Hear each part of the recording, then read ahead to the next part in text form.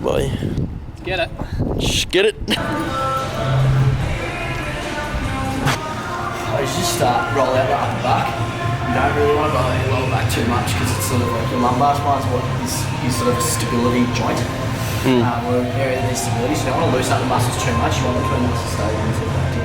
With the upper back, the thoracic spine, you want to be sort of like nice and loose. And this is a really good stretch for your lats, so keep your elbows in and just pull your elbows back. Okay. Might feel a couple.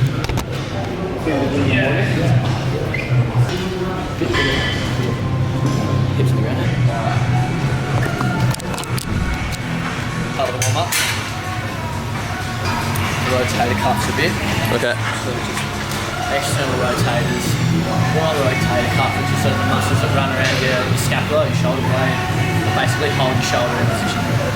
Okay. In and out, keeping that elbow close to the body, just pulling out to the wall and stop around. So just take me through how you would normally take through some of the session. Right, I'm looking to build muscle. Yeah, so normally I'd have program pre-written. Yeah. So sort of like today, sort of doing, just sort of feeling it out a little bit, obviously in a new gym. Yeah. Feel it out a little bit, give some of the gear a go, but yeah, normally I'd have like pre-written session and we'd sort of do a bit of a warm or something like this, and then we'd get straight into it. And what I'm going to do, I'm going to put my finger in between your shoulder blades, right, and I want you to squeeze, yeah, like that, really squeeze. See if we can get that. Squeeze my finger in between your shoulder blades, so that's what we're looking for right there. So you're working out back, so the elbow's pulling in, that's working your lats, that movement. And then when you get from there, when you get to there, you want to think about squeezing your shoulder blades together, right? Okay. So elbows back and then shoulders back. And then let it out nice and slowly, right? Elbows, shoulders. About finding like rep ranges for clients. I usually work between 8 and 12. Okay. It's quite a good sort of like general thing. It's good for a little bit of muscular endurance and a little bit of hypertrophy, which is muscle size, muscle mass. And that's sort of the main thing that we want to work towards, is like getting a bit of muscular endurance, and also like initially you want to build up that familiarity with the movement. Because a lot of people who are hiring a PT haven't done a lot in the gym, haven't done a lot of work. So you want to build up a bit of familiarity with these movements at lower rep, at sort of higher rep ranges with slightly lower weights they're comfortable doing, but you can still sort of push them to close to their limit around 8 to 12.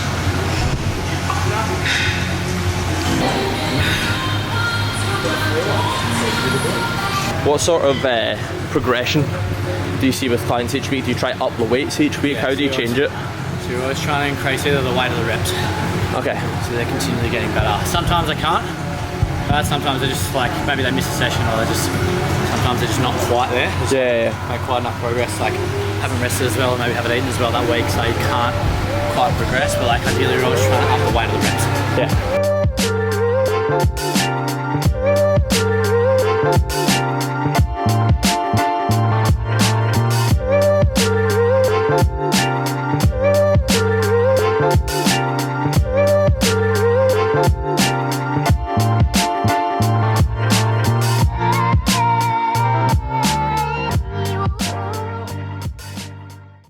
Right, episode 10 of which we already recorded 30 minutes of, and the file got corrupted. Would have been at least 30 minutes, I would have thought. Yeah. It's a decent chat. Probably 40 minutes. It was one of the better chats I've ever had. It was a good chat. I really enjoyed it, in the podcast, but the file got corrupted, and here we are. Fucking technology. But we're basically going to go through that again. Yeah. Go through the same kind of questions, get the same kind of answers, because it was really insightful. Might go down a few different rabbit holes though this time. Yeah, we love a rabbit hole. There's plenty of rabbit holes in this place, so there's a lot. But we went and done a gym workout there. Yeah. Which, if you're listening on Spotify, you won't be able to see, but I'm uploading that to YouTube. And the idea behind it is that I try to live the life of my guest. So my guest today, my man Sam is a PT, aren't you? Yeah, I'm a personal trainer at Fitness First Bayside in Cheltenham. Yeah. So how long you been doing that for? Only since like start of November, so pretty new to it. Only a couple months in, but loving it. It's so much fun. Okay, what is it that brought you or attracted you to doing PT stuff in the first place? I love the gym. Like I grew up when I was a teenager. I was really skinny. I grew up a pretty skinny kid. And then during year 12, I got right into the gym, so mainly through PE, like year 12 PE. one of the assignments was like to write a program for yourself and follow it and like do pre-testing, post-testing. I just sort of fell in love with it then, just really got into it. And yeah, ever since then I sort of loved it. I fell off a little bit after school. But then towards the end of the last lockdown, one of my best mates has like a little gym at his house, and we would just work out there for like 2 hours a day, every day throughout the last lockdown, because fuck the rules. So this is peak lockdown 2020? Yeah. No, 2020. And you're somewhat skinny going into this. Yeah. And then you just start smashing the workout. Yes. What was that kind of... I think it was 2021, sorry. What was the size difference between starting and finishing? I usually hovered around sort of mid-70s, around about 75 kilos. And then my biggest that I've ever been at was about 85 kilos. And so I went from about 75 to 85 in the span of probably 12 to 18 months. And what would you say... So obviously you noticed the difference in your physique massively. Massively, yeah. Any other kind of differences you notice? Any like cognitive ones? Yeah, like just general confidence, really. Like it's, you know, like look in the mirror and you see someone like, you know, nice and muscly and big and strong. You sort of like, you feel confident in yourself that like out and about, you feel good about yourself. You know that like, it's sort of a pretty like extreme example, but like something goes down, like you sort of feel confident. At the very least, you're going to be able to like intimidate someone out of maybe trying to throw a punch or something. Like it's just, yeah, just general confidence that I felt really comfortable in myself, which I really liked.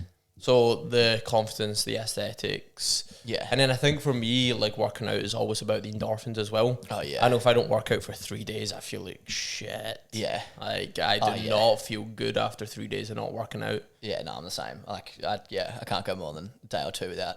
Which without must be quite a difference for you, considering you're now a PT, so the clients that you got on might be people that haven't been working out for years. Yeah, no, like most of my clients are sort of have sort of like weight loss based goals. They're usually like a bit older and they're trying to like lose weight more than anything. So they haven't really been around the gym much, if at all. So it's like one of my clients, like had barely set foot in a gym before. Really? Yeah. Okay. But like she came in and smashed it. Like she's really strong, like very sort of coordinated and had good proprioception, but yeah, just like had never done it. So yeah, and do you find that with a lot of your clients? Is there any that come in maybe midway through, they've done a little bit of training before, but they want to take that to the next level? Yeah, most have like been sporty in some capacity, like growing up and it's sort of young adults, but then they just sort of fall off inevitably. Like everyone sort of has periods where you just fall off a little bit and you don't quite, you're not quite as consistent. And so they just sort of lost that for a while and they come back in and, I'm sort of there to just guide them through and help them get the best out of themselves. Have you been doing it for long enough to see any of those differences in a client from start to finish? Probably not yet. Coming up on it, like the first thing you notice, I will say I've seen like strength increases. That's the main thing I've seen. Like I haven't noticed any sort of like physical aesthetic differences in any of my clients, and like we've sort of only just done sort of like, you know, like they take their weight and all that, but strength differences, even in like 3 weeks of training, their strength just jumps to another level. Yeah, like it's kind of crazy how quickly you, like when you're deconditioned, you get your conditioning back. Yeah, it's really quick. Yeah, I've noticed that. Like if I went off the gym for a while, there was a while where I just done yoga and calisthenics. Yeah, went back to the gym, could barely bench like 75. Yeah, and then after 3 weeks back, it was like those muscles remembered what they used to be, and they were like, "Oh, okay, like let's get back to it." Yeah, no, it comes back really quickly, but it helps if you've been at that point before. Yeah, if you've like had that sort of background of like being fit and healthy and stuff before. How important do you think having that physical strength or just like consistent physical training is to general happiness? Oh, it's crucial. Yeah, it's crucial. Like, the sort of like the neurotransmitter release and the hormonal release you get when you work out. They're all mood lifters and like they're all like endorphins and stuff. They're so good for your mental state. Yeah, and not only like the actual sort of like biological response, but like I said before, like you look at yourself in the mirror and if you're happy with what you say. It's huge for your mental state, isn't it? Yeah. Happiness is obviously subjective for different people and different aesthetics as well. Yeah, exactly. We talked about this earlier with people who have body dysmorphia of any kind, and that can go both from the male side wanting to be absolutely huge and jacked, and I'll end up on all sorts of PEDs and steroids. Trying to be Chris Bumstead. Yeah. Everyone's looking for the that, C-bum look. Yeah. C-bum, to anyone who's listening who's not into weightlifting or anything, is like the... He's just won his 4th classic physique Mr. Olympia title. Yeah. So imagine... in as many years. He's not Arnold Schwarzenegger size, but he's close. He's huge. He's a monster of a man. Yeah. Look up C-bum, and I'm sure it'll come. You'll just see clips of him going, skinny bitch. But yeah, it can be dangerous for different people. Oh, Do any of your clients come in with those kind of I guess, how would I say that, like a really serious kind of delusion and their own inadequacies? Are they quite kind of self-aware? I think most of them are quite self-aware. I think if you're going to hire a PT to help you lose weight, you have to be self-aware enough to know that you're not where you should be. Like you have to be self-aware enough to know where you're at. Yeah. Like, be honest with yourself enough. What sort of people do you reckon hire PTs? Because if you look at it logically, all of the information to work out and to get to a certain goal is out there. You just need to look for long enough. Yeah. So what kind of people go for a PT, and why is it a good idea? It's usually less experienced people. It's predominantly women. Women are much more likely to hire a PT than men. That being said, I've got a handful of male clients as well, but I'd say slightly skewing towards more female clients. But you say they tend to be a bit older as well, just because it's not cheap. Hiring a PT is not cheap, and so how much do you charge a session? So it depends on how many sessions you want to do per week with me, but usually it's around about $90 for an hour. So it's not cheap. Yeah. It's a commitment. It's a commitment, right? It's a commitment, but obviously what you get with that, you're not just paying for an hour of my time. What you're paying for is my knowledge and experience. You're paying for the accountability of having me there to get the most out of you. You're paying for the multiple programs that I'm writing for you that you can do on your own at home or when you come into the gym on your own. You're paying for nutritional guidance. You're paying for like phone support. Like you can contact me even when we're not training together to like get some help with stuff. Okay. All that stuff. So like you're not just getting an hour of my time, you're getting all of that. Yeah, you're getting access to one, all of your knowledge and all of the information you hold, but two, like your guidance and your support and your accountability as well. Exactly. You said before as well about how there's all the information online about like how to do it.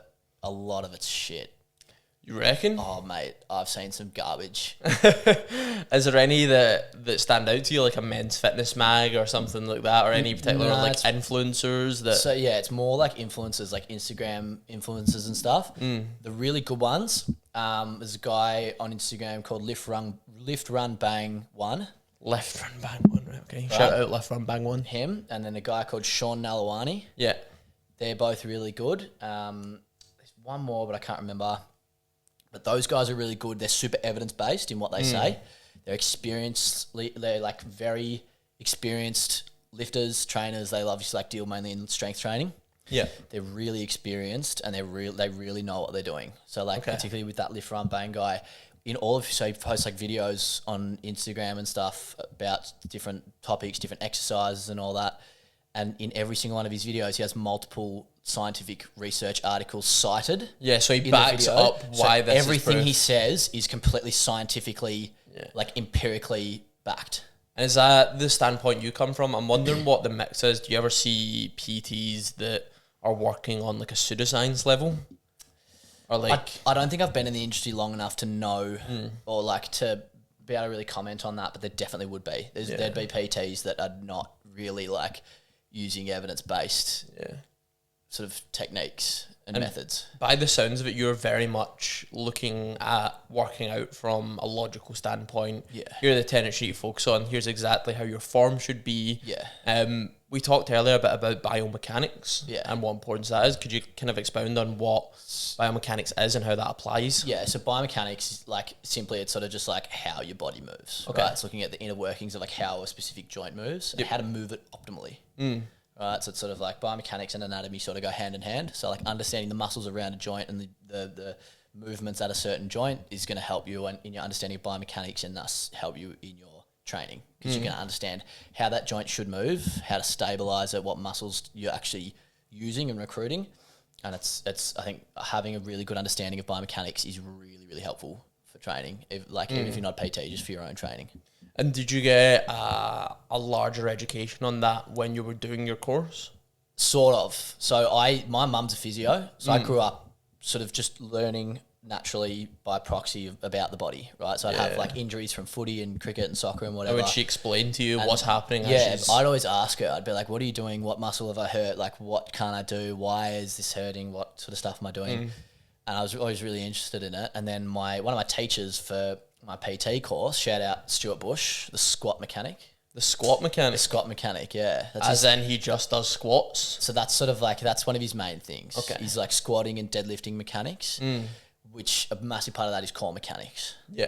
Right, because your core essentially dictates what muscles are going to actually work when you're squatting and deadlifting. Right, like a lot of people don't know this, that when you're squatting, particularly like barbell back squats and stuff, if your core's not properly activated, as soon as you open up in your lumbar spine or like unlock your ribs at all in a squat, your glutes almost entirely shut off.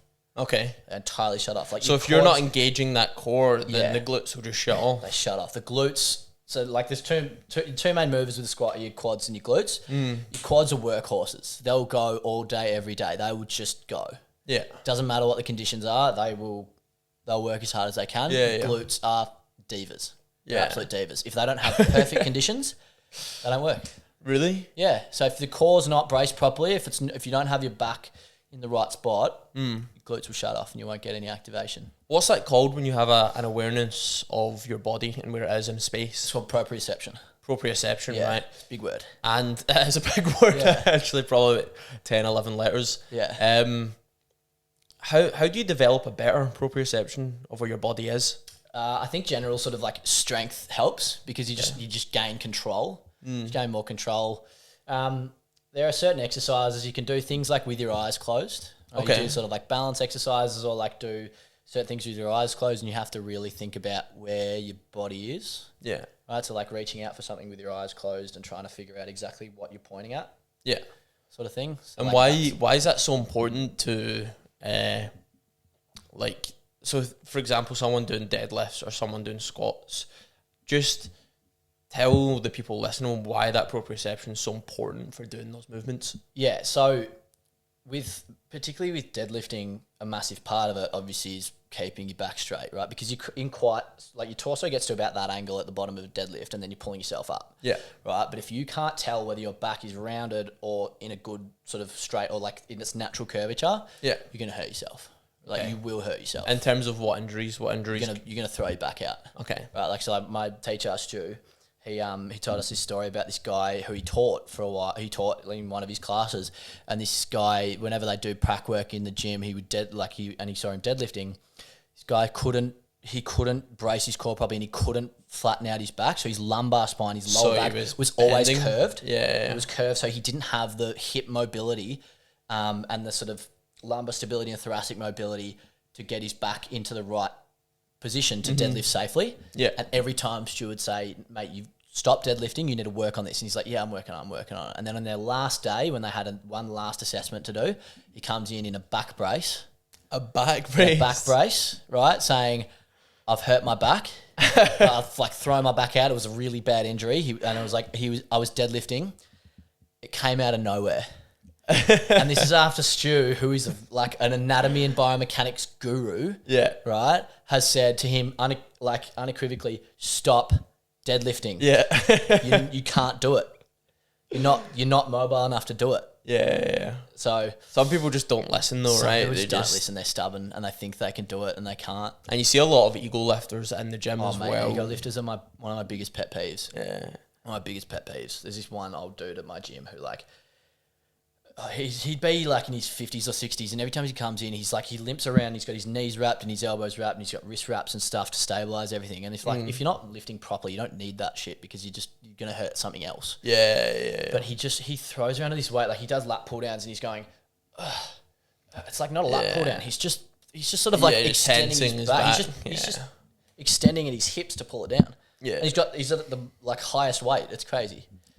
Yeah, I mean, it's always for me, like whenever I see ego lifters in the gym, it's either people that are super young or super old. Yeah. People that are in the middle seem to have somewhat like a degree of sense. Yeah. But it's the super young and the super old that seem to go for that, and I'm not really too sure why. Yeah. I get if you're young and you're inexperienced. Yeah.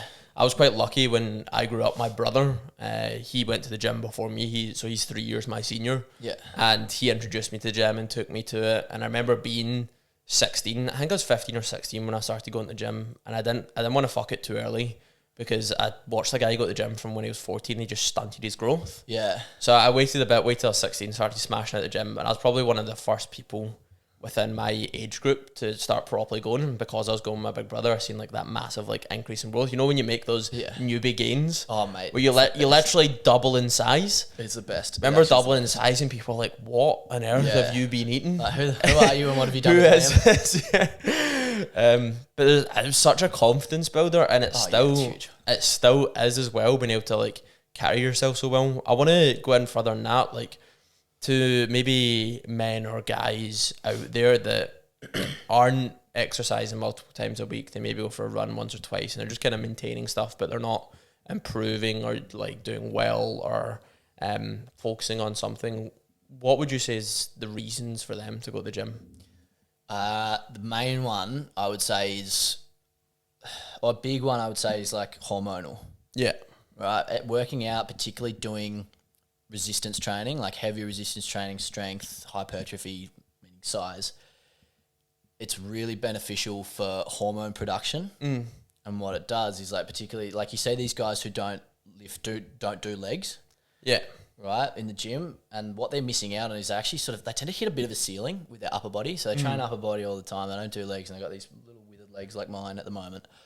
But little Deadpool legs. Yeah, exactly. But they sort of hit a ceiling with their upper body training, and they can't get any bigger. Yeah. But it's because there's such a big benefit to the rest of your training in doing legs, right? Because you think about it, your quads, your hamstrings, and your glutes are three of the biggest muscle groups in your body. Yeah, more than half your body, right? Pretty much, yeah. Like, and they're obviously the three biggest in the lower extremities. Yeah. And so if you train them maximally, like you train them hard, your body goes, oh shit, I need to help out. So it's like testosterone, human growth hormone, just like release. And so what that does is it has that carryover effect. Obviously it helps you to build your legs up, but it also, that testosterone release, that hormonal release is going to actually also help your upper body training, right? Because testosterone is one of the hormones that's responsible for helping build muscle. Yeah. Right. That's why men find it easier to put on muscle than women. Yeah.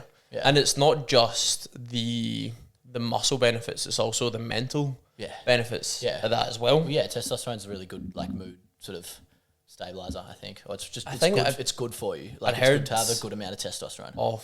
Do you know who Andrew Huberman is? Yeah. Yeah, so Huberman was talking about this before, and they done a lot of tests with men in their 40s and their 50s. Yeah. And they'd start to, obviously, I think after a certain age, I think it's like mid-30s or something, your testosterone starts to reduce slowly. So they had a bunch of men where their mood was kind of low and it was like getting worse, and they were maybe weren't as energetic and stuff, and they put them on TRT, which for anyone listening is testosterone replacement therapy. That was a tongue twister, got it out there. Especially with the accent. Purple burglar alarm. They put them on the TRT and they were in a much better mood. And it's good that there's less of a stigma around this as well, because again on Huberman he was talking about TRT for women and menopause. Yeah. And they done like multiple studies on that, and they found that like massively helped women through menopause as well. And that's really? That's an area of study that they're looking into, or TRT for women in menopause, because that's really interesting. Yeah, your body naturally just starts to kind of go a bit haywire at that age, especially for women. Yeah, around menopause it's Yeah. Can't obviously speak for Sorry, Mum. I remember when you were going through menopause. It wasn't a great time. Nah, I'm only kidding, Mum. Hello. Hi, Dad. Oh, dear. Hi, Liam's parents. I'm sure you're lovely. Yeah. So, yeah, like, PEDs are different. Do you ever hear anything about steroids or anything in the gym? Not personally. No. Nah, I haven't. I don't think there's much of that going around my gym. There's a few guys I've seen that I'm like, oh, you might be on gear. Like, they're pretty I think anytime I'm in the gym, there's just some huge dudes, and you're on gear. There's probably some guys, but at the same time, if you work out consistently for 20 years, like if you're one of those crazy people that can diet extremely hard for 10 plus years, like you can get a pretty insanely like good physique. Yeah, it just takes a lot more discipline than most people have. I mean, discipline is probably the most important one as well. We talked about this recently, the kind of difference, or I guess what's more important is discipline and motivation. Yeah, I think discipline. Yeah. Yeah, because motivation wavers. Yeah. If you're a disciplined person, if that's ingrained in your personality, you'll be able to like drag yourself through a workout even when you don't want to. Yeah. But motivation wavers, and if you rely solely on motivation and you're not disciplined, then you're going to have days or weeks or months where you're not feeling motivated. Yeah. You fall off. Your diet falls off. Your training schedule falls off, and then you're back to square one. Everything falls to shit. You're back to square one. But if you're disciplined, and you think, all right, no, I know that this is going to benefit me in the long run, even if it's not what I want to do right now. I don't feel like doing it. You're going to stick to your diet. You're going to stick to your training schedule. You're going to sleep well. Yeah. And also, just side note, sleep's arguably the most important part of Let's go down that rabbit hole of sleep and then come back to the discipline and motivation. So I think it was actually Andrew Huberman.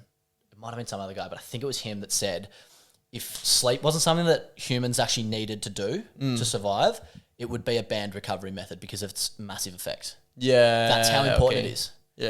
It's so good. Like if you're not sleeping enough, you are leaving so much on the table. Yeah, you're leaving so much weight loss or weight gain on the table. Yeah, because it helps balance everything. And I remember reading Why We Sleep by Matthew Walker. Yeah, and he's like a sleep psychologist and stuff. And the amount of like diseases like dementia and Alzheimer's and stuff, the increase in them if you get less, even like 2 hours less sleep per night, is just astounding, as well as all your muscle recovery and your mood elevators and stuff like that as well. So when the brain cleans itself out as well, and the brain's obviously responsible for all the function in your body. So like if your brain's not firing, then your nervous system, the rest of your nervous system isn't firing properly. You're not going to be able to push as hard. You're not going to get the results from your training, but you're also just not, your muscles themselves aren't recovering. Yeah. So it's like the two most important parts of like training and trying to like get fitter are like sleep and recovery and nutrition. Training's like the third. It's like these two up here in training. Training's great, right? And it gives you the tools to benefit all you do up here. But like it's true when they say like things like abs are made in the kitchen. Yeah. Right? Because it's all about your diet. Yeah. It's about, I mean, abs are all like calories in, calories out, right? It's all about how lean you are. Yeah. Entirely about how lean you are. Because the muscles, it's called the rectus abdominis muscles, which is your six pack muscles. They're really small, right? Yeah. They're like that thin. Yeah. They're so small, and you can train them up. You can get them a little bit bigger, but like if you increase that by 10%, you go to there. It's nothing, right? So that's not going to show. But if you can, lose 10 kilos of fat, you go from having that much fat to that much fat. Yeah, it's going to highlight them. That's a huge difference. Yeah. It's a massive difference, and that's where you're going to show your abs. Yeah. With sleep as well, sleep's harder to get more quality stuff. Yeah. Especially around our age. I'm just thinking in terms of how people use their phones. Yeah. Before bed. I'm bad at that. Because, I mean, the best things for sleep is a cool room of some kind. Yeah. Have a consistent sleep schedule, so get to bed the same time every night, and not have any blue light. Those are like some of the 3 tenets. I'm sure there's more, but the 3 of them. Is, yeah. And I think it's more of a struggle for obviously our generation. Yeah, because we're all and probably even millennials and everyone else above and below us as well. Is that we're always on our phone. Yeah. Before bed, and that's something I'm trying to be better at. Yeah, where I'm like terrible at it. I'm so bad at it. Try get like a light and then just read a book before bed. Yeah. But I don't know. For me, like I'm just so used to having that medium there, like a bit of YouTube before bed. It's so relaxing. Yeah, I love it. It's so good. I don't know about you, but I'm going through this phase of watching dudes that go camping in Canada right now. Yeah, you are. You really are. It's such a weird rabbit hole you've fallen down. So I've went down this rabbit hole. There's this guy called Xander Budnick on YouTube, and he goes out for like a week-long camping trips in the Canadian wilderness. He's got nothing but his own food and his own gear. Yeah. And I just find it so relaxing. It's like watching dudes do that or build cabins. Like it switches me off. Like that's my relaxation. Yeah. I think it's something primal, honestly, because have you ever seen the movie Into the Wild? No. So Into the Wild's this movie about this guy called Chris McCandless. And it's a real story. And this was in, I think it was the 90s. He basically graduated college. He had like $60,000. He donated. So he graduated college. His mum and dad wanted him to go into a proper job and stuff. Yeah. Took this 60 grand, donated it all to charity, got a backpack and just went into the wild. Yeah. And there's this movie about how his life, and he met all these different people, and he ended up going up to Canada, and he ended up dying up there. Oh, fuck. But I have that fucking urge. I don't know about you. I have the urge, like, 3 times a day to just sell everything, delete my contact with everyone, and disappear out in the wild. I just moved to Canada. And maybe Canada, New Zealand, anywhere, as long as I cannot be contacted unless I'm writing you letters. Yeah. Like, honestly, at some point, I'm going to do that. Yeah, do it. I'm going to disappear. No one will ever see me again. I'll come with you. That sounds elite. Sounds so good, actually. I love that. I think you get amazing sleeps if you're out there. Yeah. Out in the wild. Whenever I've gone camping, I always sleep so well. First, like, night camping is, like, rough. You don't sleep that well. Once you get used to it, you get used to all the sounds around you. It's, like, it's so therapeutic. You just sleep so well. And imagine you're out there for, like, months or years at a time. Because you're in such fresh air as well. Yeah. Such like, nice fresh air. Do you reckon there's some credit to that ancestral lifestyle in terms of talking about Liver King? Yeah, I mean, we're bound to touch on Liver King at some point, right? But probably, yeah. Is there some?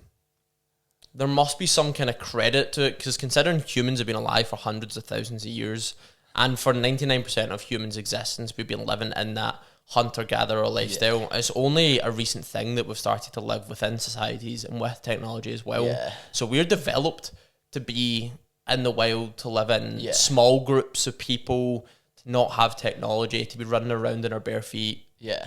What do you think about that in terms of like diet and stuff as well?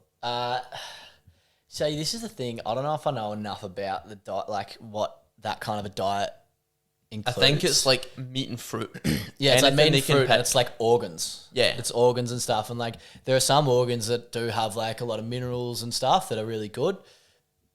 But at the same time, it's about what works for you. If you can find something that works for you, some people that might be really good. But you know Jordan Peterson? Yep. Do you know about his diet, him and his daughter? Carnivore diet? The lion diet. The lion diet? They eat steak. Yeah. Sometimes lamb, salt, and water. That is all they eat. That is all they eat.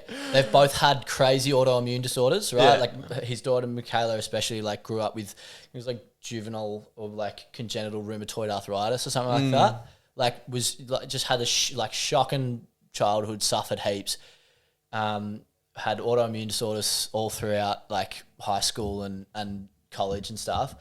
Started doing this massive elimination diet. She got down to steak, salt, water, and now she's fine, like cured. I don't want to say cured because it's not going to work for everyone, but like it's eradicated all of her issues. Same with Jordan Peterson, her dad, like eradicated all of his issues. Like he lost like 50 pounds apparently from going on this diet. You would think that a diet of protein and fat and salt would make you be really unhealthy. Is that? And for most people it would be, but like for a very specific portion of people, this might work. They're doing research into it, and obviously I'm not going to recommend it. Yeah. Because, like, you know, we don't know enough about it. Mm-hmm. And it's also, I think, for a very specific set of people. Yeah. That have tried everything, tried every medication under the sun, tried every other diet. It can be it's a bit of a Hail Mary for you. Yeah. I'm obviously not going to like recommend to be like, try only eating this. But like, it's about what works for you. Yeah. And I think that's ringing true for a lot of people now, as we went through that mad phase for about 4 or 5 years where everyone was screaming about veganism, vegetarianism, and people still talk about it now, but it's not as mad as it was 2 or 3 years ago. And I think it's because people are realising that it's not just because some people online are saying that it's a good thing doesn't mean it's actually perfect for you. Yeah. And it's just as you're saying there's certain things that work for certain people. Yeah. And I've got multiple friends that were vegan and vegetarian and are now either pesky or they eat a little bit of meat. Yeah. Because they realised that like their body just wasn't responding well to it. Yeah. And like it doesn't mean that anything's perfect. Like veganism might work for some people, but personally just don't believe. I've heard, I think the one thing with veganism as well, it's like it's a very loud minority of people that are saying like pushing it really hard. Yeah. Because they feel very passionately about it, obviously. Yeah. But it's definitely a big minority. Yeah. But also, what I was going to say was that with veganism, I've heard that apparently after like 8 to 10 years-ish, it actually, like your body starts to break down because you're just not, like you said before, like where our ancestors were hunter-gatherers, they ate meat primarily. Yeah. But like we're designed to be able meat and fruit. Meat and fruit, yeah. And so like if you don't have meat, there's not really a substitute for it. And the the nutritional benefits of it, I think, is so valuable. Yeah. Yeah, it's just, I think that a lot of vegans, from what I've heard, sort of like go 8 or 10 years and then they're like, oh no, I just couldn't do it anymore. Like my body was breaking down and it just wasn't working for me anymore. Yeah. Regardless of how well researched they were and what things they needed to supplement. Yeah. It still just didn't work. That's a big thing they go on as well, is like supplements for certain all these things. deficiencies. You get all these deficiencies. It's like, it's actually quite risky. It can be really tough. Yeah. I tried it for like 2 or 3 months at the start of, I think it was 2020. Veganism or vegetarian? Veganism.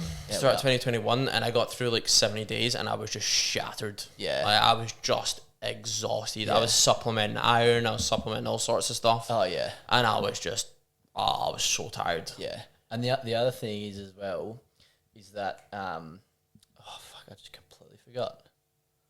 What was I going to say? I don't know. You're gonna have to tell me. I mean, what sort of, like, in terms of nutrition, what do you recommend to clients?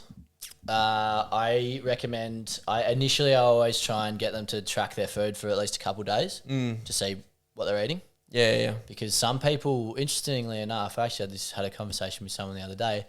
Some people eat like 1 meal a day. They eat maybe like 1,000 calories a day, and they're still. I've heard that. It's called OMAD. Yeah. 1 meal a day. Yeah, but they're still like big. They still put on weight. Yeah. Eating 1,000 calories a day, which doesn't make sense according to like your traditional model of weight loss, which is be in a calorie deficit. Yeah. But what I think actually happens when you do that is if you get way too little in, if you're eating like not nearly enough calories, what can actually happen is your body sort of goes into survival mode a little bit, and it's like, all right, I am not getting nearly enough, so I need to store all this as fat to protect myself. Yeah. And then you're still putting on fat because you're not getting enough. So that can actually be helpful to like increase what you're eating a little bit, making sure it's all healthy, make sure it's all really good. You're getting a good splits of carbs, fats, proteins. What is it, 50, 30, 20, the split? I'm not entirely sure, and it also depends what you're trying to do and depends on the person. Okay. It's entirely dependable. Diet is individual. Yeah. Like you've got to figure out what works for you. There's a sort of rough model that works that sort of is the overarching consensus of advice. But you got to figure out what works for you and what works around your training and your goals. I want to go for 2 things. I want to go one from a client side and one from your side. So first thing I want to ask about is if someone's completely not into fitness and they're trying to get into it for the first time, and maybe the gym seems really scary or they don't have money for a personal trainer, but they want to improve their lives, they want to get into fitness. We've already explained why it's good, but how would they actually go about that if they're scared to get into that gym for the first time? Walk. Just walk? Walk everywhere. Okay. Walk as much as you can. Do 20,000 steps a day. Yeah? Walking is actually one of the most beneficial things because it's so easy. It's really easy. It's subconscious. Go out for a walk with a friend. Grab a coffee on the way. Yeah. Try and do an hour-long walk. Okay. Right? Because what a lot of people don't realise about walking is it actually uses just about every muscle in your body. Aside from the muscles in your face that you use to smile and frown and shit. Yeah. Uses You every walk muscle with a in big your body. smile on your face? Yeah, exactly. Walk with a smile. Now, I think it does take more muscles to smile or frown. I don't know. You look like a maniac regardless if Yeah. you're walking around with this massive smile on your face. But walking's really good. It uses every single muscle in your body. Right, because you swing your arms, you're pushing your arm forward, you swing your arm back. You've got to stabilize your core, like carry something on one side and then switch to the other side to get a bit of core work in, whatever it may be. Walk. Okay, so how long should they do that for? And then, say for example, they actually want to get into the gym, they want to bring up that strength. So they've done the walking for maybe a month and they're like a bit more confident with how they're physically moving. Yeah. How do they get into the gym? Like, what's a good resource to look up to, like what they should follow? Because a lot of women friends of mine, female friends, women friends, it's a terrible way of phrasing that. A lot of them say to me, like they'll maybe do dancing or Pilates or different stuff. And I'll be like, come to the gym with us or something. Like, I have no idea how to do that. They're like, they'll come in, they'll go on the treadmill, but they're scared to actually be in the weight room. How would they do that without a PTs or any specific people you'd follow? I will say Pilates is really good. Yeah. Pilates is great. It's done my first hot Pilates class already. How hard is it? Oh, it's so hard. It was doing like muscles in my ass that I've never ever felt before. Yeah, it'd be like your glute med and your glute min and stuff like up the side. Bro, Pilates is hard. Yeah, and hot Pilates is the one I done as well. That would be a killer. This instructor was just like powering through it, no bother. I was It's crumbling. a different kind of strength. It's like yoga. Yoga's a different kind of strength, right? Yeah. Like I could like bench press my mum, but she's like she would make me look so weak if we did yoga together. Yeah, it's a different kind of strength. Yeah. Right, it's crazy, and they're all really good. So like combining stuff like that would be really good.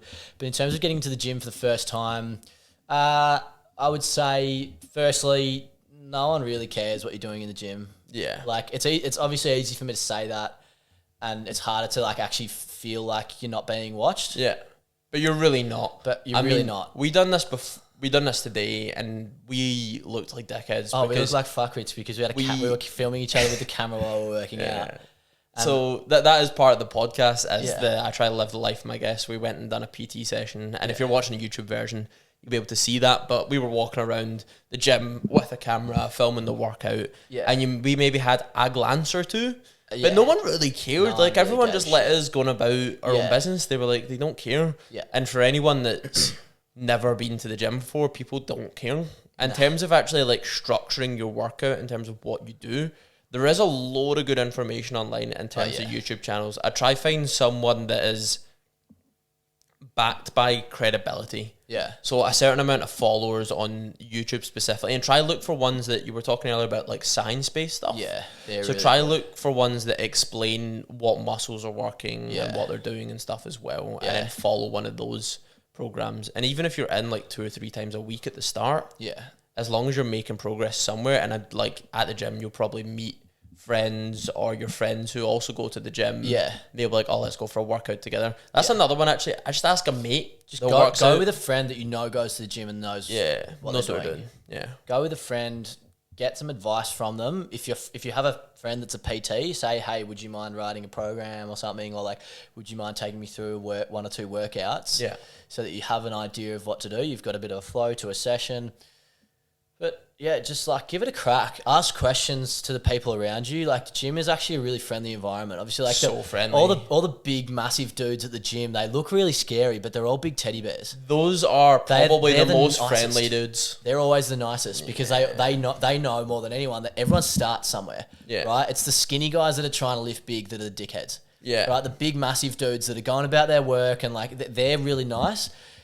Don't ask teenagers, ask like 30-year-old dudes that look scary. 100%. That's your best bet. Yeah, for sure. Like, ask those guys because they're, for one, chances are they're going to be really nice. Yeah. 2, they're going to know what they're doing. Yeah, they'll know exactly what they're doing. That's why they're that massive. Yeah. Yeah. It's one of those ones that I think to a lot of people seems scarier than it is. Yeah. But it's just about getting it started in that thing. Yeah. And everyone starts somewhere. No one starts off being like 130 kilos at 6'2" being ripped, right? It's all just putting in that base of work. Do you know what I mean? Like a lot of these people, like I've been going to the gym 7 years now. A lot of people have been going for like a long time. So it's just about getting started somewhere and you'll just get progress over time. Like there's a wall of the PTs at my gym, which is like has like our sort of card and everything, got like our experience. And all of them have like a little quote, and mine is don't look back and wish you had start today. Yeah. I like that. Yeah. I like that. And that kind of leads us full circle back to that whole discipline versus motivation thing as well. Yeah. Is that you'll never really feel always motivated to do these things, but it is just putting in that work every day. And that's what I'm actually finding with the podcast as well. Yeah. Some days I feel like shit, like I don't want to do it, or like it scares me. A lot of what I'm going to try doing in the next few months like terrifies me. Yeah. But it's just the discipline of just being like, we just have to do it. It doesn't even matter if the quality's good or if it sounds amazing. It's just like get some volume of work out there and then you can refine it as you go. That's exactly it. And like the only way to really get better at stuff like this is just do it.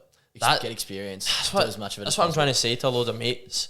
Like for the longest time, I would always wait until that ambition or that motivation hit me before starting something. Yeah, fuck that. But now it's just like if you see something you think about trying, just do it. Yeah. Do it for like a few months and then figure out after if you like it. Yeah. Do you know what I mean? Like 100%. I think that'll come later with time, that traction. Yeah. Yeah, and you get it. And like as you sort of build up like a bit of a listener base and stuff as well. Yeah. You get better at it. Awesome. So one thing we asked about is from the client side, how they get into it if they weren't doing it. But one thing I really want to hone in on is that you're a PT. Yeah. How exactly did you become a PT? Lead us through the process, how much it cost, how many months you were doing it for, what that looked like in terms of a program. Yeah. So the qualification, basically, like the minimum qualification you need is a certificate for in fitness. Okay. That's what it's called.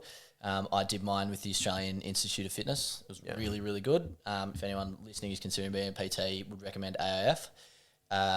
Costs about $6,000 and runs for about 30 weeks. Okay. So it's 2 days a week, every week in the classroom. I did mine in Good Life Health Club in South Melbourne. There's a little classroom off the side of the gym, and we just did it in there, and then we'd use that gym as our sort of like prac space when we were doing practical work. How often would you do practical? Every day. Every day? Yeah, you're in the gym every day pretty much. Yeah, awesome. Which is really good. So you get like, you'd go out and like you'd have a scenario, like a pretend client, and they'd say, write a program for this person and their specific goals, and then you take a classmate through that session. Okay. And it was really good. But I loved it. It was so much fun. I've got mates from that class, like sort of 3 or 4 of us that like sat sort of around us. We'll be mates for, I hope, for a while.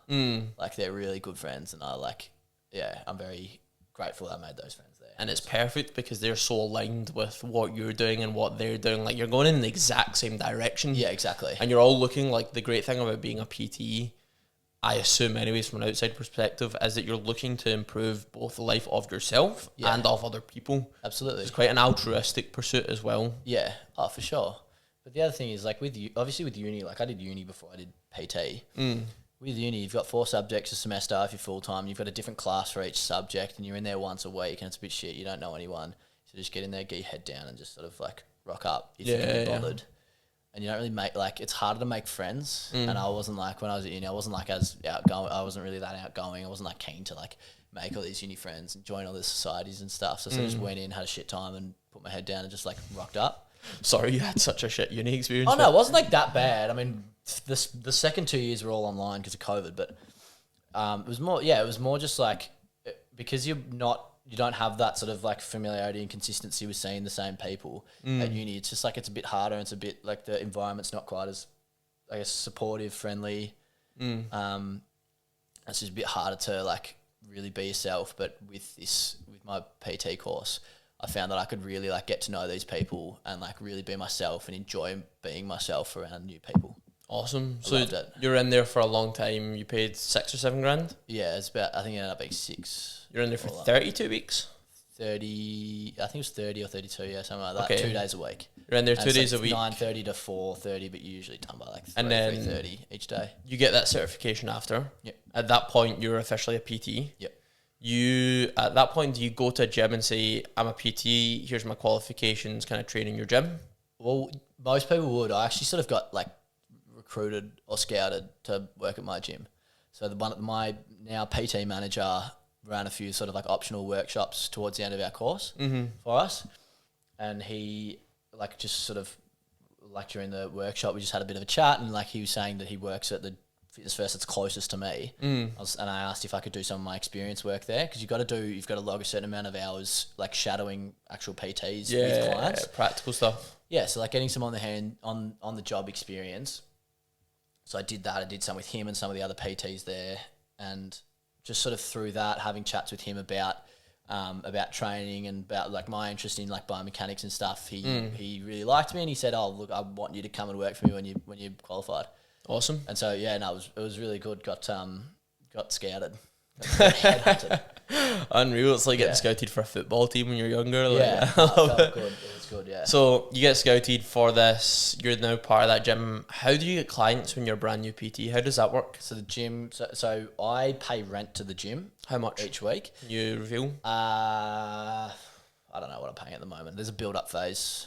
Okay. To the full amount. I'm still not finished that. You give us a rough. It's a bit over 300, I think. That's the full amount. But and that's per month. Week. Per week, so 300 per week to train in their gym. And then how do you go about getting these new clients? So the gym will give me leads. They give me leads. So people that sign up for a new membership can buy like a jumpstart package. Okay. Which includes 2 free PT sessions. Okay. So the person pays the gym for that jumpstart package. I have to give them 2 free sessions. Okay. It's a good way for the gym to make money. But yeah, so I give them, but it's also a good lead. So like I'm still incentivized to give them a good session, even though I'm doing it for free, because I can try and convert them into a regular client. Yeah. So if I give them the best session possible and they really get something out of it, they're more likely to want to sign up with me and then pay me to train them. Yeah. And so I take them through 2 sessions. I usually do first one, I usually do a consultation. So just have a bit of a chat. I have like pre sort of set list of questions that I ask them just to get the best idea of how to train them. And then a pretty standard workout after that. And then the second session, we do like a proper full workout that's pretty like customized to them that I've written. Yeah. So how do you customize it to the particular person? Do you take what their answers are, like what kind of goals they have, and then work to that? Goals, and also like about their limitations, restrictions, injuries, what they do and don't like. I'm not going to like prescribe exercises that they don't like. Yeah. Because particularly early on, because then they're not going to want to come back. If they're saying, "Oh, this guy, half the workout was exercises I specifically said I didn't want to do." He's not listening to me. So it's a balancing act of trying to get something out of them, make sure they like have actually gotten something out of the session physically. Like they've worked hard. They've worked hard, but also make sure that they enjoy it as well to try and then convert them into a paying client. Do you get some people that come in and they say, "Oh, I just want to do a little session as like an upkeep and kind of go things that are kind of like lackadaisical in their attitude"? And do you get some people that come in and like smash me, like put me to my limit? Yeah, most people are probably closer to the like smash me. Like I'm here to, I'm not here to fuck spiders. Workout, yeah. I'm not here to fuck spiders. Like that's such an Australian Have you ever heard that before? No, not That's the first time I've ever heard that. I'm not here to fuck spiders. I'm not here to fuck spiders. Yeah, that's a classic Australianism. I love it. Yeah, it's a good one. So most people are more like that. They're not quite as intense as like I want to not be able to walk out of here, but they're like, all right, I'm paying you for a reason. Like let's get something out of this session. Let's push me hard and do that. Not like most people are pretty. They're reasonably motivated, and at the very least, like they know that I've got me watching them, so that sort of in of itself is some sort of extrinsic motivation. Yeah, pushes them on. Yeah, for sure. So like, not many people are coming in and sort of like just be like going through the motions. Particularly like people that have a PT are pretty usually in there to work. Yeah, got you. And get something out of it. It's good that they have such a positive attitude to it as well. Oh yeah. I was gonna say, so what are your kind of main tenets? So you obviously have the exercise, but how do you navigate that person's mindset, and how do you push them? What does that like actually look like? You're like, right, another set.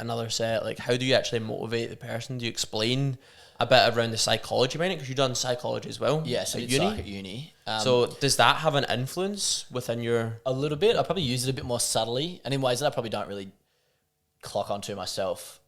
Just more like my innate natural understanding of sort of behavior and motivation and all that.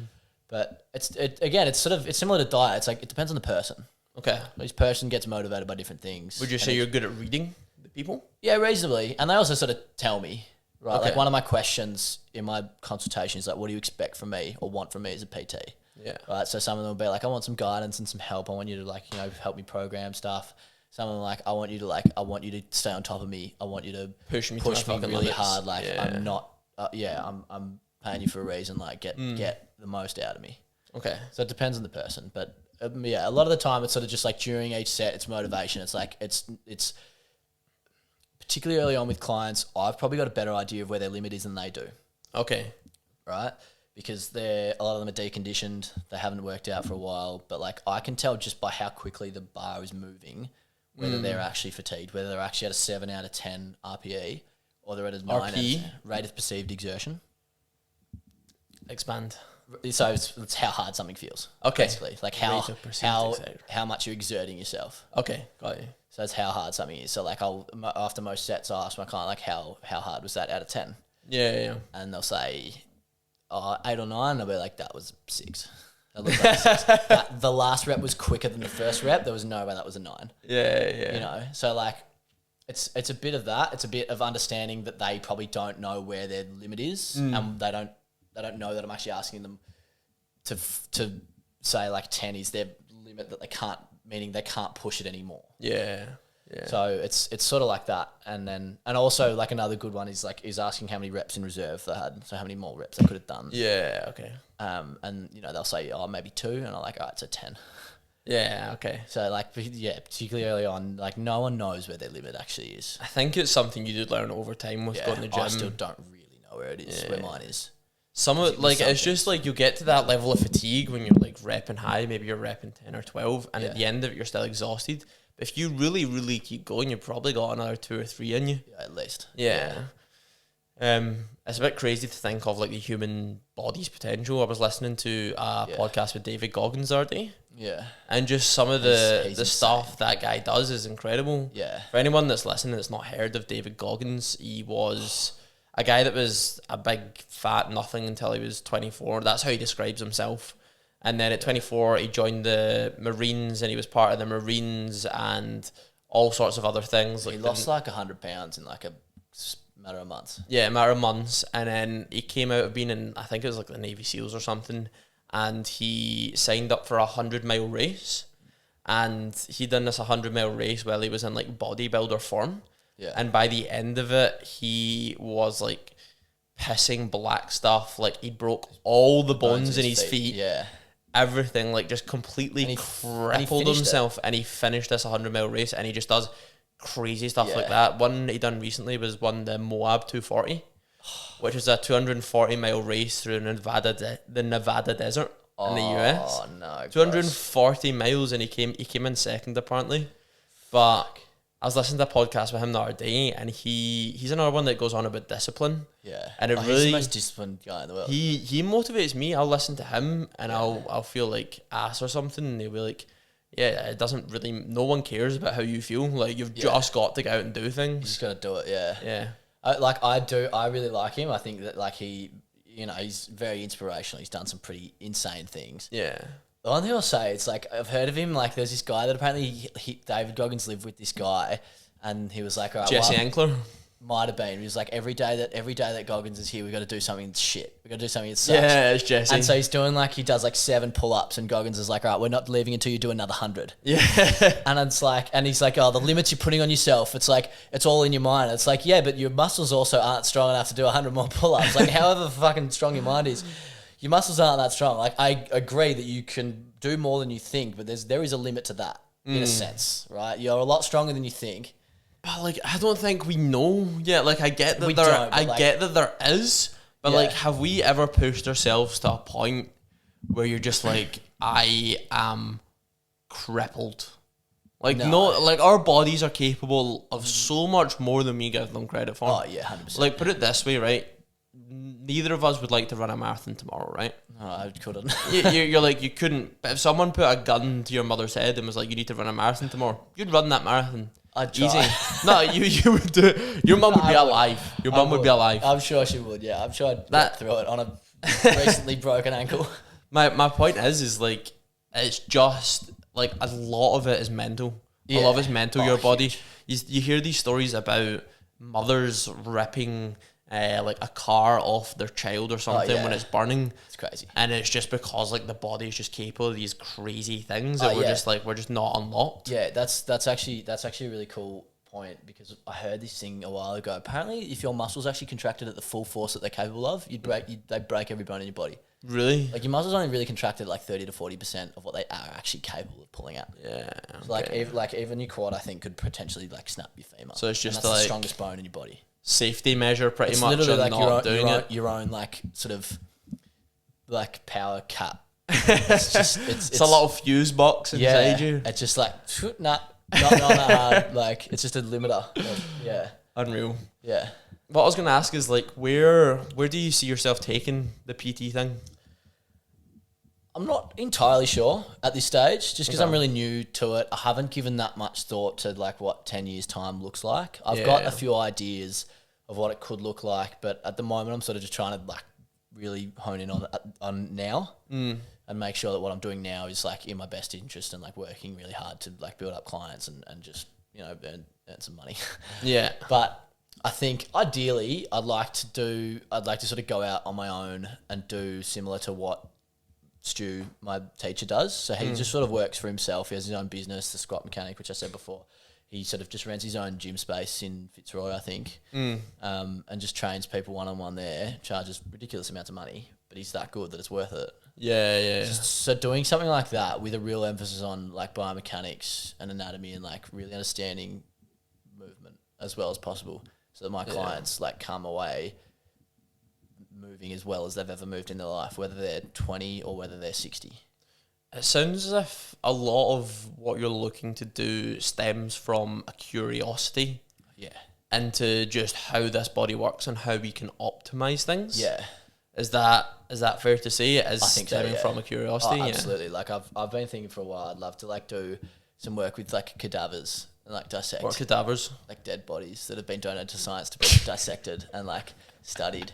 I'd love to go and just like look at a body. The craziest thing that's been said on the podcast. So yeah, but like that's what doctors have to do. That's what physios do. Like they work with cadavers. They like dissect it so that they can understand all the muscles and they actually see. Okay, see them in the flesh. So actually see exactly what this muscle looks like and how it runs around your arm. So like I know that I've got muscles in my forearm, but I couldn't tell you like where exactly it inserts and originates, how exactly it runs through around my bones and all that. But like I know that what these do is that and stuff. Yeah. So like being able to actually see that and understand it, I think would be really cool. Unreal. I used to think that like doing stuff with cadavers would be gross, but now I think my curiosity. I think it would be gross. I think it'd be a bit gross, and I don't know. I don't know if I was actually in the room if I'd be all right with it. But at the same time, I think thinking about it, my curiosity. I think if I had the opportunity, I think I'd just get over that part of it and be like, my curiosity would take over. Yeah. My like interest in anatomy would really take over, and I'd be more excited and fascinated that I would be sort of grossed out. I guess a lot of people who are cadavers in the end, they donate their bodies to science. They know they've done it. They know they've consented to it being used. You're not just ripping up and fucking digging graves. Exactly, not grave. No, I wonder what his bicep looks like. Start murdering like actual buff dudes at the gym, like the bodybuilder killers. What we'll call you. Maybe I'll do that when I die. I'll just get shredded, die at 35, and donate my body as a cadaver so I can have the jackedest cadaver ever. You'll enter the history books. Yeah. Mate. Where else does your like leading astray from all of the PT and stuff, aside for just now? Where else does your curiosity lead you to? Like outside of PT and work, what kind of stuff are you interested in?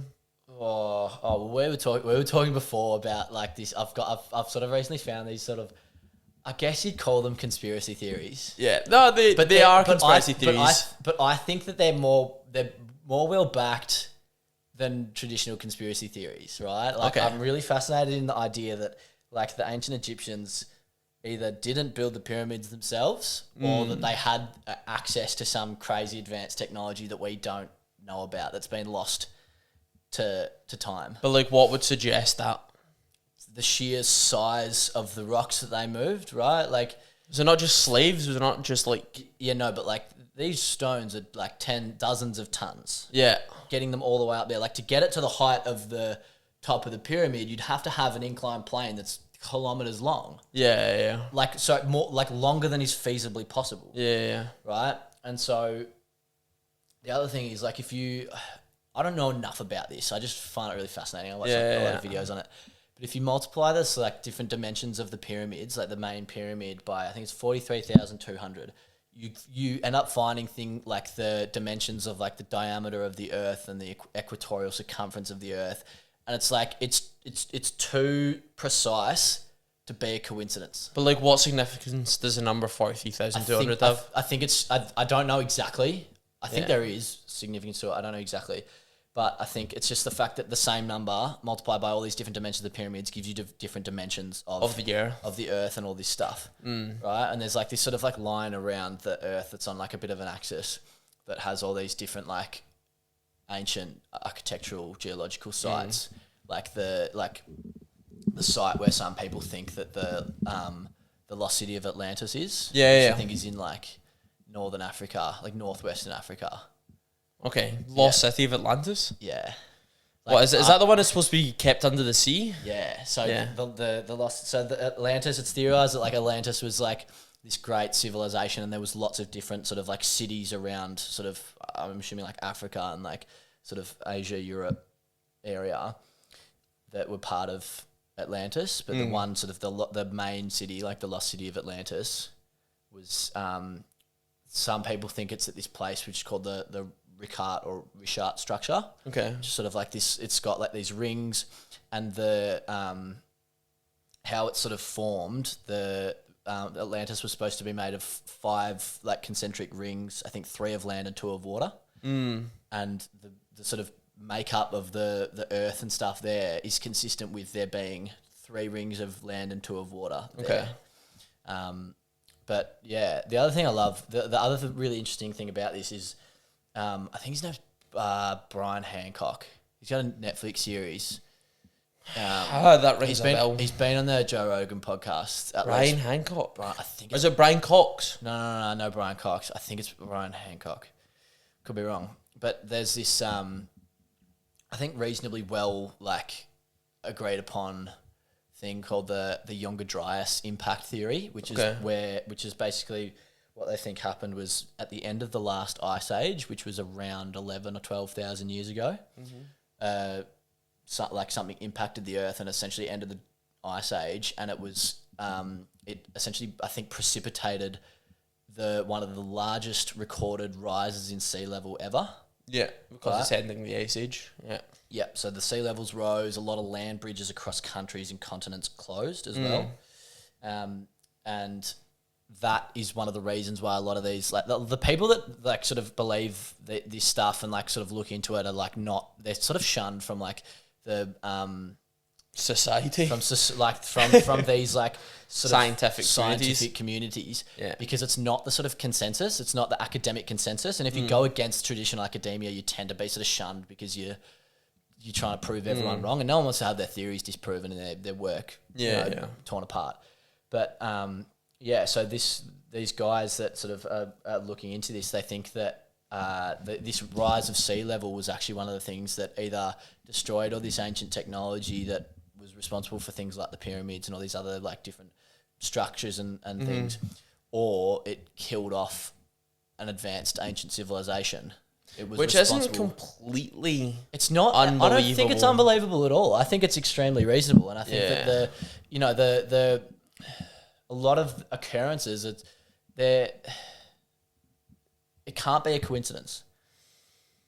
I don't think. My question, I guess like structures like that are that incredible that it's hard to believe that they could be done just with the technology that we assume that they would have at that time. Yeah, and I think that's pretty established fact that it would be super hard to do at that time. With how it's supposed that they did it, with slaves dragging, like rocks that were weighed like 50 to 100 tons, even more, across sand, and they'd put a little bit of water over the sand so that it would slide over the sand. It's like, that's not feasible. It's like these guys are like, you couldn't do that. Yeah.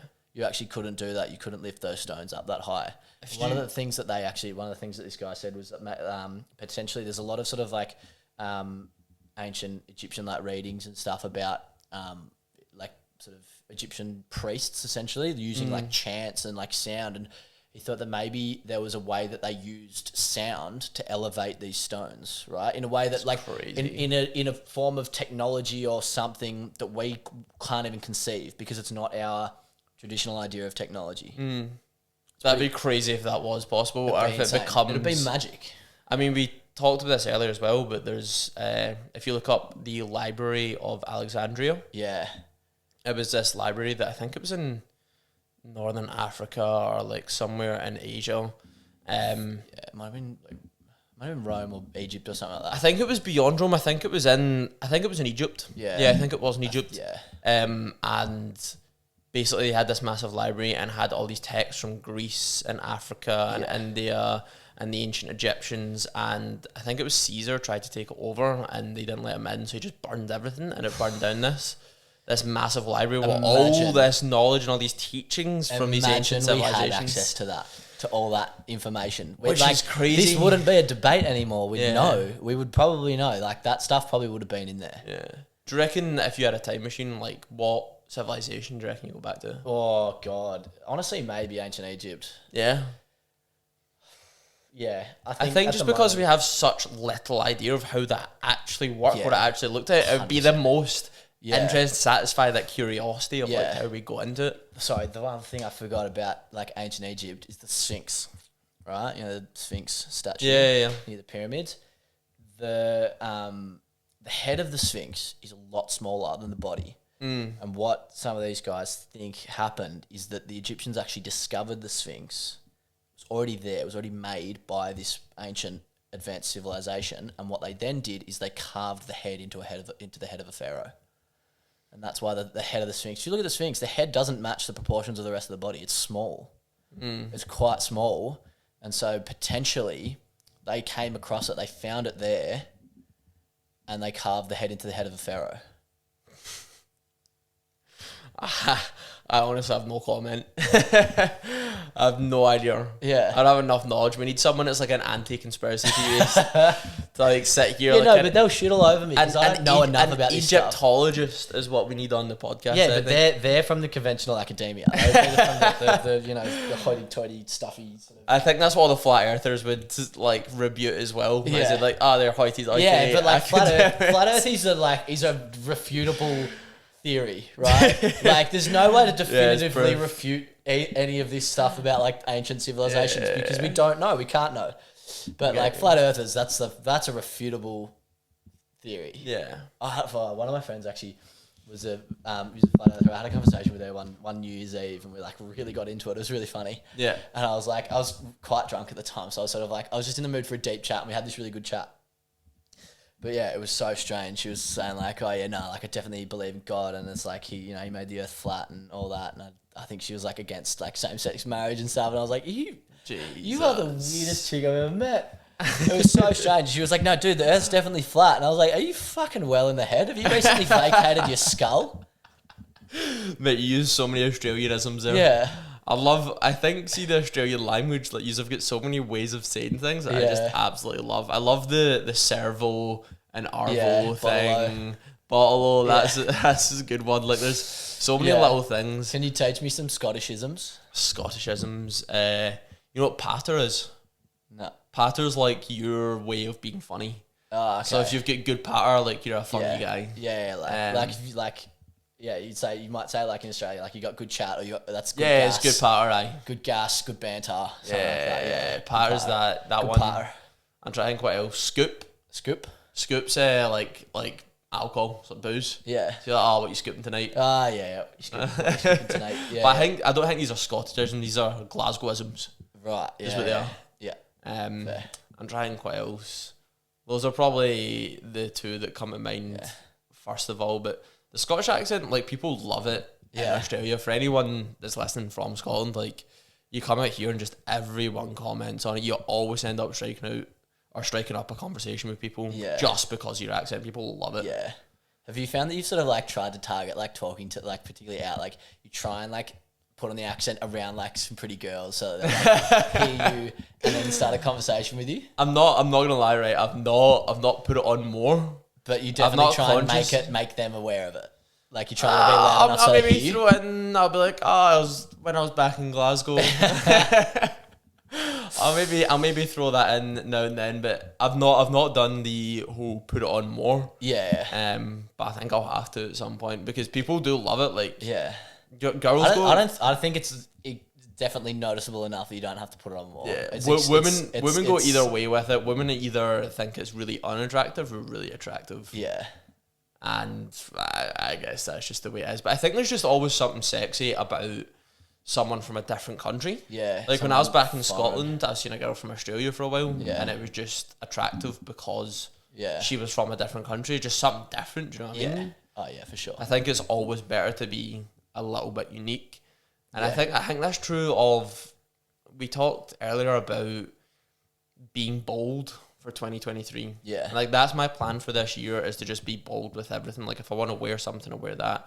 I want to go full in this podcast and do crazy, amazing things for it. Yeah. And I think we were again talking earlier, we had a conversation about the debate between like the dad bod and the fit bod, and the kind of conclusion that we came to was that what mattered most to anyone between either sex is like confidence. Oh yeah. I think for the most part, girls think confidence on a guy is the most attractive thing. It doesn't really matter physically what you look like. It's how you conduct yourself. You say like a big dude is like fat guy. you know, walk into a room, like take control, like saying hi to people, like being confident and not worrying about what people are thinking. Yeah. That's going to be more attractive than a guy that's shredded, but he's going to sort of sit in the corner of the room and just like keep himself. Have that kind of like body line, like, just closed off, shy, doesn't have any power. Like, yeah.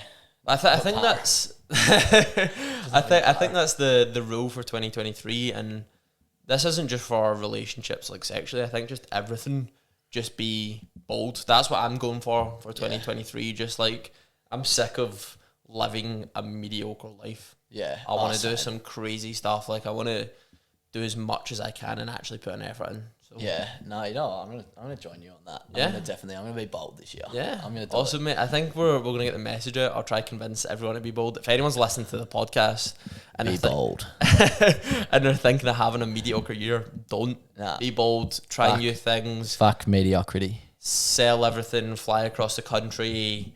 Do what you can, basically. Like, I think one thing that scares me is, like, a lot of the podcasts I'm going to be doing over the next few months is with complete strangers that I've never met before, in environments that I've never been in before. Like, I've got one lined up with a boxing guy that I've never met before. Yeah. I'm trying to do ones with, like, coffee roasters, successful entrepreneurs. Yeah. My ideal thing is to have, like, amazing people that inspire me, like great writers and other podcasts and stuff, have them on at some point as well. So that all terrifies me. Yeah. But I think that's a good thing that it does. Yeah. And I think the only way to get through it is that, like, discipline. It's like, you actually can't think about it too much. Yeah, no, you can't. You just need to message them and just, like, do it. Yeah. And you'd be surprised about the good responses you get from people. Oh, yeah. And everything's scarier in your head. Oh, because you catastrophize. You think about the worst case scenario. You're like, oh, I'm going to look like a fuckwit. But you do it, and you fumble your way through it, and you're like, oh, that wasn't that bad. Yeah. That was me. Like, that's me in life. Yeah. That's everyone in life. Like, you sort of just like fumble your way through it, you figure it out, and you're just like, oh, that wasn't nearly as bad as I thought it was going to be. It still wasn't great, but like, fuck, we tried. It's done now. It's over. Iterate, learn it's like from sex. it. Like, you know, you do your best. It wasn't as good, but it wasn't as good as it could be. But you give it a go. Everyone had a more than mediocre time. You know, it's fun. One thing I've always finished the podcast on with the last few episodes is we talk a bit about character. So obviously talked about being bold, but I want to try and inspire a bit of self-reflection in yourself. So I want to ask, what would you say to other people is your most favourable characteristic in terms of what they like most about you, and what would you say is your most dislikable quality to other people? I think like favourable in terms of like my job and my career is my curiosity.